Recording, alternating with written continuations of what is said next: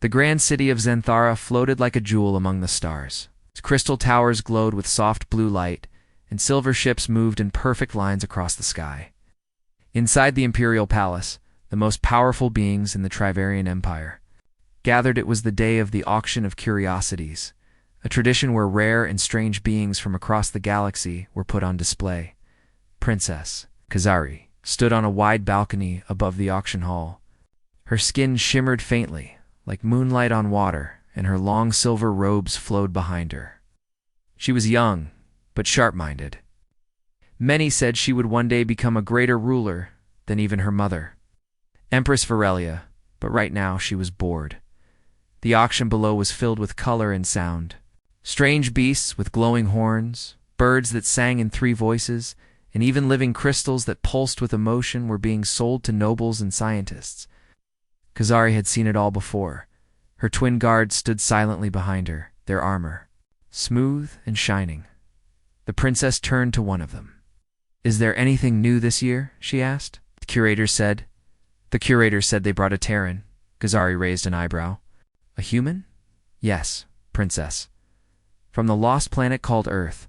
Kazari leaned forward, interested for the first time that day. She had heard of humans. Most of the galaxy thought they were extinct, destroyed in the ancient wars or lost when their solar system collapsed, but rumors still spread.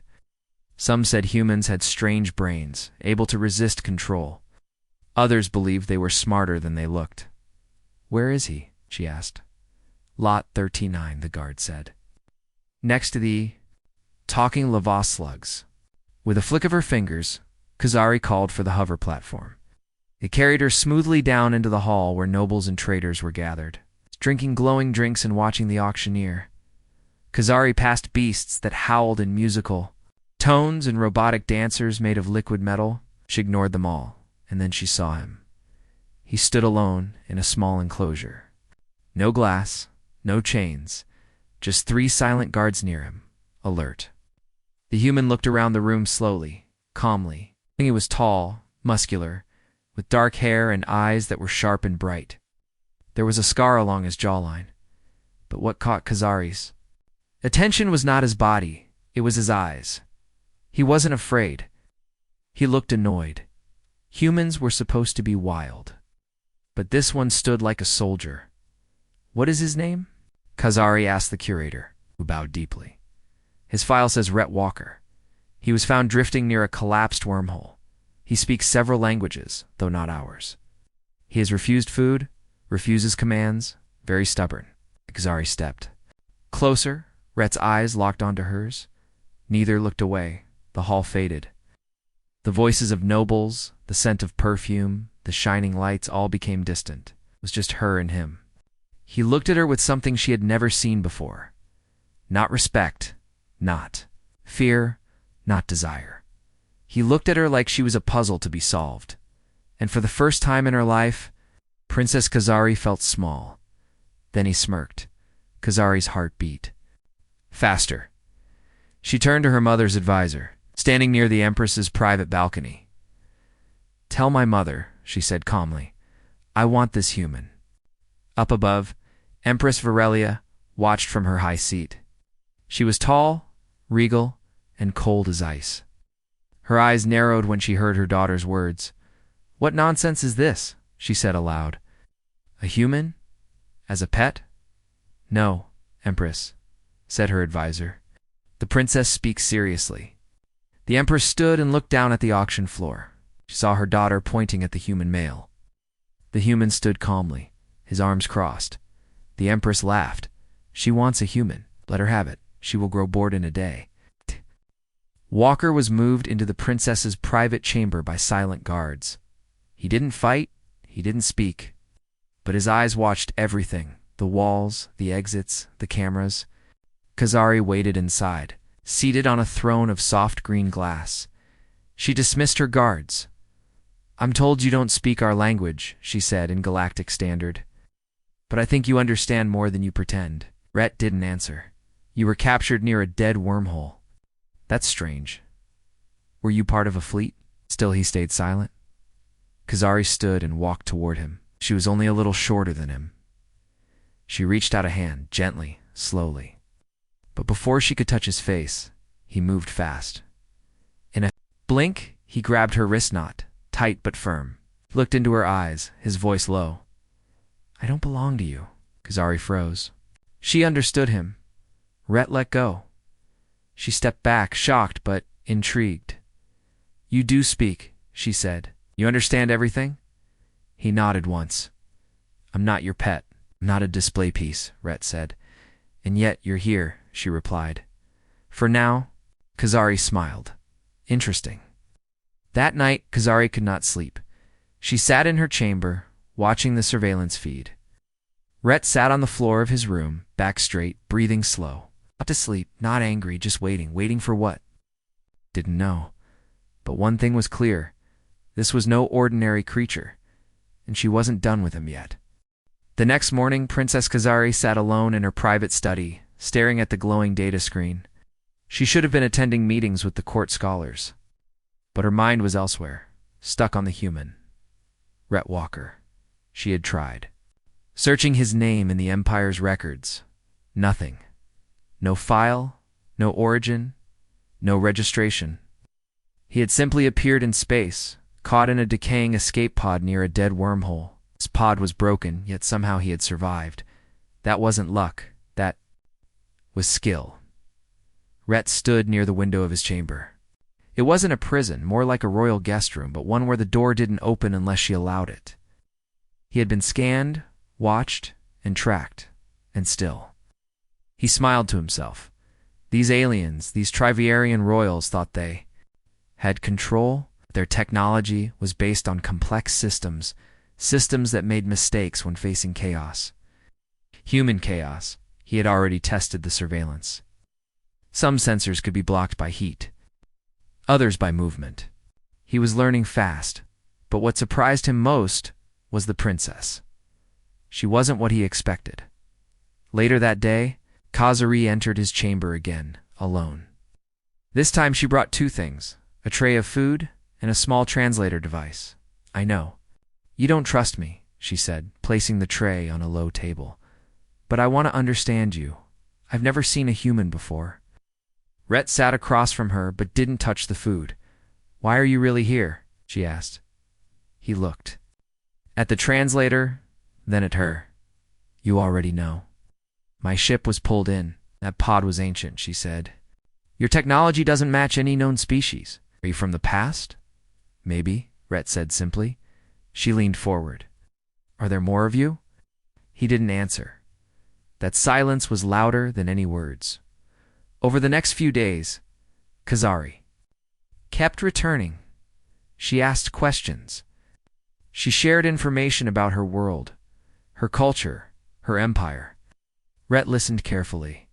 Sometimes he responded. Other times he simply stared. Kazari was careful not to push too hard. She had read stories of humans from old myths and war records, wild, emotional, dangerous, but also brave, clever, and stubborn. Now, seeing one up close, she believed those stories. He was not afraid of her. That made him fascinating and dangerous. Rhett, in turn, was learning too. The Triviarian Empire was vast, but soft. Too dependent on their machines, too confident in their place above others. Their minds were sharp, but their hearts were distant, except hers. Kazari was curious, dangerously so, but she wasn't cruel. She wasn't like the other royals who passed by his cell to stare. She listened. She asked. She thought, and Rhett knew one thing. Curiosity could be a weapon or a bridge. He just wasn't sure yet which one she would be. One evening, during a rare thunderstorm above the floating city, Kazari brought him something new, a datapad with several alien puzzles. "Want to test something?" she said. "These are logic tests used by our elite AI systems." Rhett smirked. "You want to see if the pet can solve your math problems?" "No," she said. "I want to see if the human is smarter than my best machines." Rhett tapped the datapad. The first puzzle flashed. He solved it in 8 seconds, the second in 4, the third in 2. Kazari blinked. "How did you?" "You overcomplicate everything," he said. "You trust machines to do the thinking for you, and you don't trust anything. she asked. Just myself, he said. That night, Kazari met with her private AI system. It monitored every interaction in the palace, every word, every breath, every data point. She sat alone with it in the crystal chamber. Analyze the human, she ordered. The AI replied in a calm voice. Subject Rhett Walker. Displays high intelligence, military reflexes, and pattern recognition. Estimated survival rating, 97%. Risk level, extreme. Why? Subject is capable of destabilizing controlled environments through unexpected actions. Subject may influence others emotionally. It's a high threat to internal systems, if left unsupervised. Kazari stood in silence. The AI added, Subject also shows signs of attachment. To you. She turned off the system and left the chamber. The next day, Kazari found Rhett sitting by the window, drawing on the table with the point of a broken spoon. Strange symbols, diagrams, maps. What is that? She asked. He looked up. Your palace's power grid. I'm guessing the emergency lines run through the north corridor? Her eyes narrowed. You're planning to escape? I'm planning. To survive, he replied. She stood silently, torn between anger and curiosity. You know, I could report this, she said. You won't. Why not? He stood. Because I think you want to see what I'll do next. She didn't answer. Because he was right. That night, someone tried to kill Kezira. It was fast, a shadow in her sleeping chamber. A blade, silent and sharp. But before it reached her, Rhett was there. He had bypassed his door. He fought without weapons, just his fists, instincts, and speed. The assassin was skilled, but Rhett was faster. He disarmed the attacker, knocking him unconscious. Guards arrived seconds later, shocked to find the human holding their princess safely behind him. When the Empress heard the news, she was furious, not at the assassin, but at Rhett's freedom of movement. How did he escape containment? She demanded. Kazari stood before her mother, firm. He saved my life. He's manipulating you, the Empress hissed. This is how humans operate. They wait, then they take. Kazari replied, or maybe we've underestimated him. Later, Kazari returned to Rhett's chamber, which was now filled with guards. She waved them away. He sat on the floor, cleaning a scratch on his arm. You could have escaped, she said. Why did you stay? You're not the enemy, he said. Not yet. Then who is? Rhett looked her in the eyes. Anyone who thinks humans are property. She sat across from him, thinking hard. Tell me what you really want, she whispered. He paused. I want to go home. The sky above Zenthara was filled with flying ships and blinking satellites, but inside the palace, the air felt heavy. Word of the assassination attempt on Princess Kazari had spread. Court whispers grew louder. Some said she had angered one of the noble houses. Others blamed the Empress's political enemies. But one rumor stood above the rest. The human saved her. Kazari sat at her private desk, looking at a glowing screen full of reports. Guards were now everywhere. The Empress had ordered tighter security, not just for the palace, but especially around Rhett Walker. 2 armed soldiers stood outside his room at all times. But Kazari had changed the locks herself. Only she could open. That door now inside, Rhett sat in silence, legs crossed, back straight. He was not meditating.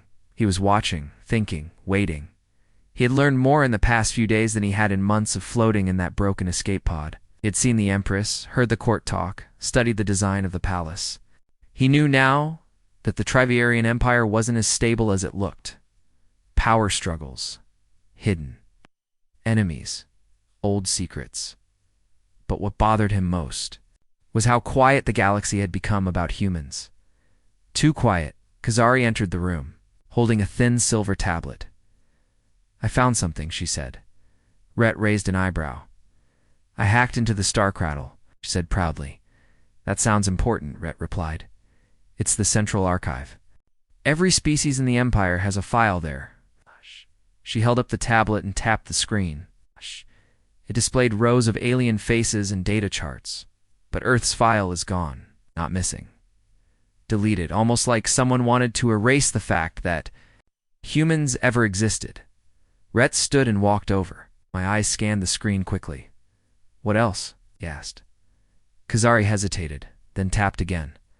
A backup existed in a hidden system. The data was encrypted. It took me hours to crack. Shh. Handed it to him. Rhett stared at the file header. Classified, Earth Terran, Uprising Records. They sat together, reading the files in silence. Long ago, before the Trivarian Empire ruled the stars, humans had developed advanced ships. Not many, but strong. They didn't colonize, they explored. They made alliances with smaller species, taught them technology, and helped them fight back against empires. Then came the war. Humans were outnumbered 10-1, but they fought like wildfire. They used gravity weapons, stealth tech, and psychological warfare. Entire fleets disappeared, and then one day, the humans were gone. The Empire declared victory, but deep in the files was the truth. The Empire didn't win. The humans left, disappeared, and the Empire covered it up. Rhett leaned back, eyes narrowed. This changes everything. Kazari nodded. Why would your people leave? Rhett's voice was calm. Maybe they saw what was coming. Or maybe they're hiding somewhere, maybe. She looked at him. If they're out there, you want to find them? He nodded, double quotes. And if they're not, then I make sure we're remembered. The next morning, guards stopped Kazari outside her room, by order of the Empress. The human is to be transferred to a secure military vault, one guard said. Kazari's eyes widened. On whose authority? The High Council. They believe he is a threat. Kazari's voice turned sharp. He saved my life. He also accessed restricted data and was found drawing plans of the palace. That's espionage. Before Kazari could argue, the doors opened and Rhett was already standing behind her. Hands up. I'll go, he said. No need to fight. No. Kazari whispered, This isn't right. He looked at her gently. Let me see what kind of prison this empire builds for a man like me. They took him to the vaults of Solarian, a place deep beneath the city, where gravity could be changed at will and time itself slowed in certain rooms. It was a place built to hold monsters, traitors, and ancient weapons. Rhett was put into a white room with no edges, no shadows, just light and sound, and walls that listened. Inside her chambers, Kazari paced like a caged animal. The Empress had overstepped. She had acted without warning, without trial. Kazari felt fury rise in her. Chest the same fire she once. Buried under manners and duty, she activated her private link to the Empress. You went too far. The Empress's voice came through cold and clear. No, daughter, you went too far. You let that creature into your thoughts. Your emotions, you let him live. He saved me. He manipulated you. That's what humans do. Kazari clenched her fists. Maybe he's dangerous because we made him that way. Enough, the Empress snapped. You will forget the human. You will prepare for the throne, and you will obey. The line went dead. Kazari stood still. Then she walked to her desk, pulled open a hidden drawer, and took out a slim black chip. Hours later, inside the vaults, the guards on watch suddenly lost signal to their screens. The lights flickered. Systems glitched. Backup power activated, but cameras showed only static. One guard tried to open the door to Rhett's cell. It wouldn't respond. Then it did. But the room was empty. Rhett was gone. He moved like a shadow, moving through utility shafts and maintenance halls. The map he had drawn from memory was perfect. It didn't need weapons. He used tools, wires, magnets. His training kicked in. He didn't plan to run. He planned to finish what he started, in a quiet chamber beneath the palace. Rhett found what? He was looking for an ancient terminal connected to the AI core of the star cradle itself. Kazari joined him seconds later, breathless. You got out, she said, amazed. You helped me, he said. The glitch was your code. She smiled. Told you I was good with systems. They looked at the AI core. It pulsed with color, shaped like a floating cube made of shifting glass. We find the truth, Kazari said. We show the galaxy what your people really were. Rhett placed his hand on the terminal. The system scanned his DNA. The core lit up. New data unlocked. Ships, coordinates, emergency beacons, old messages, all marked Earthborn. Priority 1 clearance. Kazari's mouth fell open. The AI recognizes you. Rhett's eyes burned with new fire, because I'm one of them. Above the city, warning sirens began to ring. The Empress had discovered the breach. Ships launched, guards armed.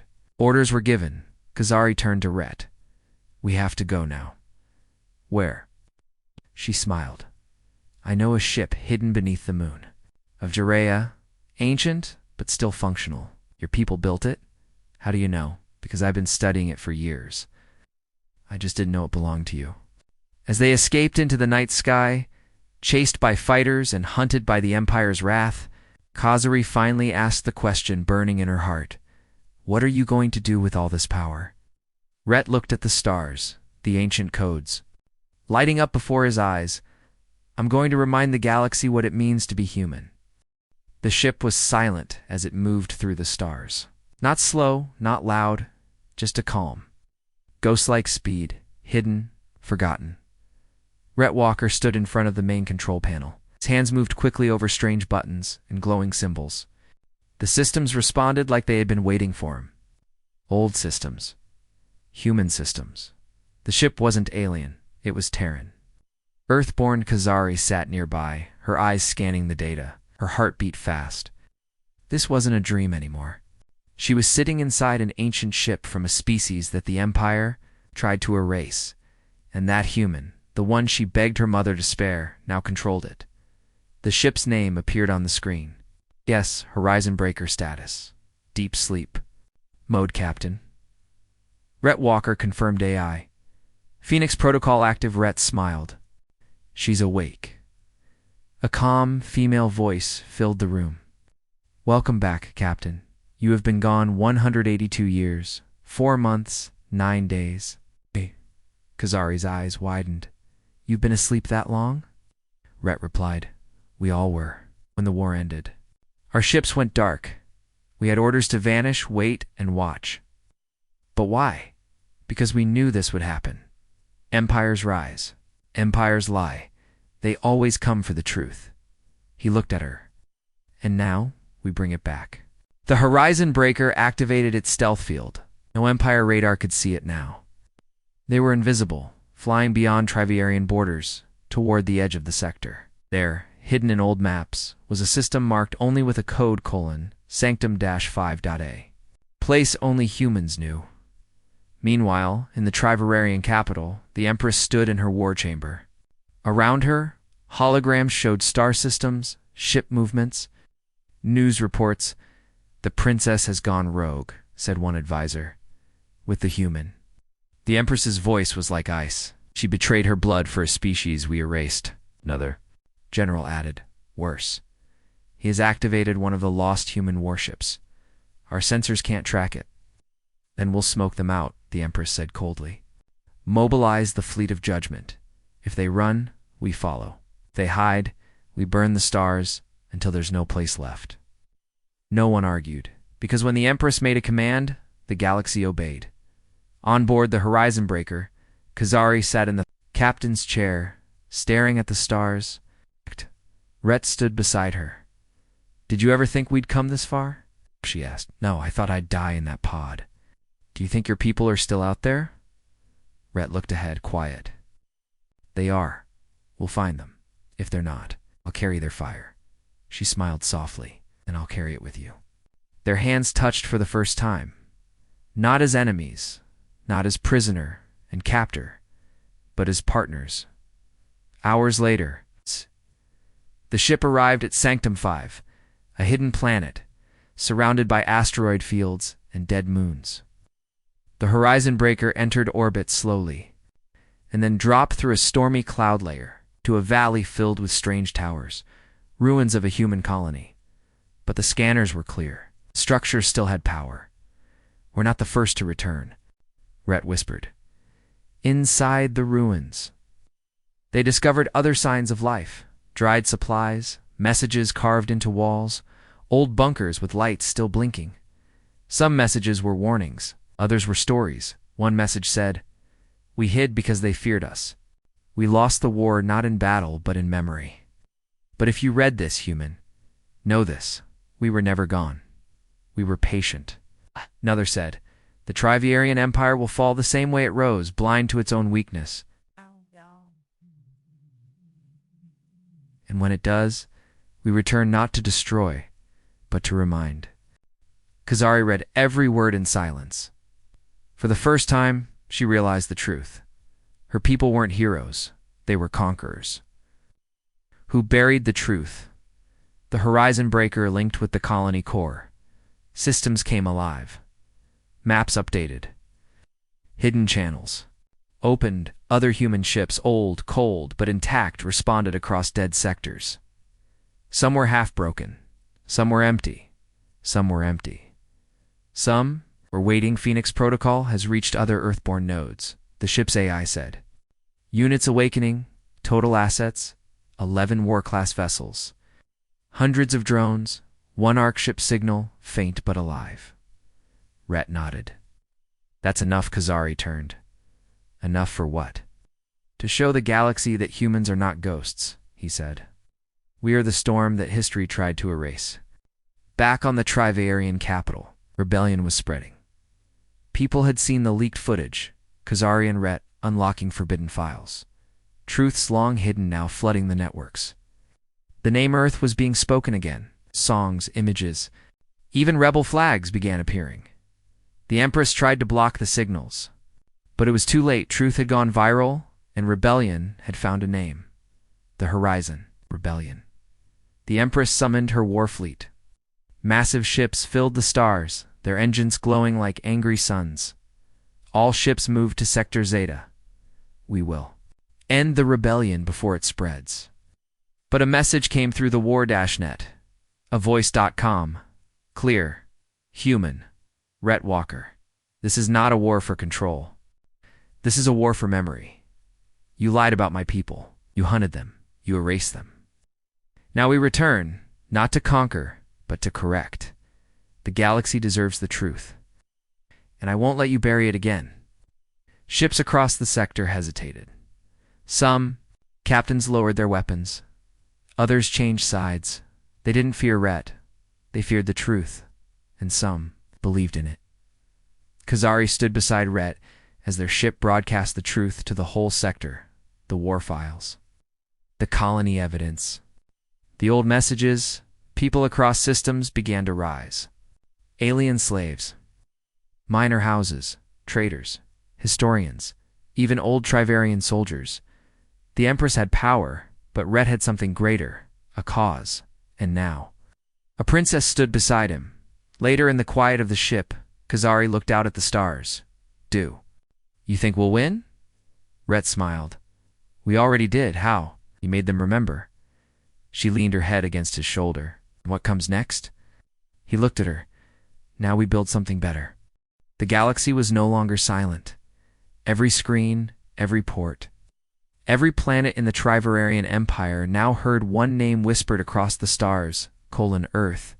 The name returned like thunder. It's not as an enemy, not as a ghost, but as a spark waking up. Hope in the hearts of billions. And standing at the center of it all was a human and a princess. Kazari sat beside Rhett in the command chamber of the Horizon Breaker. Her golden armor was replaced with a long silver robe, marked with the new emblem of the rebellion, a single star rising above a broken crown. Rhett, calm and sharpened, stared at the maps floating before them. Enemy fleets moved like swarms. Closing in, they're coming, Kazari whispered. All of them, Rhett replied. They want to crush the truth before it becomes change. Then we give them something they can't crush. Rebel ships had gathered, old cargo vessels, pirate ships, modified freighters, even stolen Imperial cruisers. They were outnumbered 20-1, but they had fire.